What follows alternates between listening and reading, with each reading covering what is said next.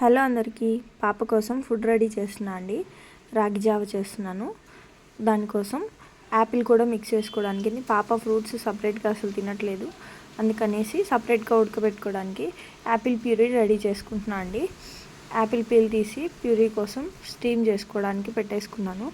తర్వాత రాగి జావ కోసం ఒక గిన్నెలో ఒక గ్లాస్ వాటర్ వేసుకొని స్టవ్ పైన పెట్టేసి అవి బాయిల్ అయ్యేలోపు ఒక గిన్నెలో రాగి పౌడర్ తీసుకోవాలండి. ఇది డైరెక్ట్గా వేసామంటే ఉండలు కట్టేస్తుంది.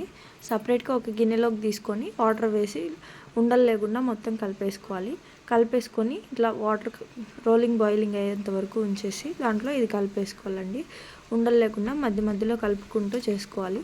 ఈలోపు యాపిల్ ఉడికిపోయింది, దాన్ని మిక్సీ పట్టేసుకుంటున్నాను. మిక్సీ పట్టి పక్కన పెట్టేసుకోవాలి. యాపిల్ మిక్సీ వేసేసుకొని పేస్ట్ లాగా సాఫ్ట్గా చేసేసుకున్న ఈ రాగి జావ కలుపుకుంటూ చేసుకోవాలండి. సిమ్లో పెట్టుకొని ఉడికించుకోవాలి. రాగి జావ ఎక్కువ ఉడకాలండి, పిల్లలకి డైజెస్ట్ అవ్వదు. లేకపోతే రాగులు కదా, చాలాసేపు ఉడకాలి. బాగా ఉడికిన తర్వాత యాపిల్ ప్యూరీ చేసుకున్నాం కదా మనం, అది కూడా ఇందులో మిక్స్ చేసేసుకోవాలి. బాగా కలిపేసుకొని అట్లా కొంచెం లూజ్ ఉన్నప్పుడు స్టవ్ ఆఫ్ చేసుకోవాలి. స్టవ్ ఆఫ్ చేసుకొని చల్లగాయాక సర్వ్ చేసుకోవడమే.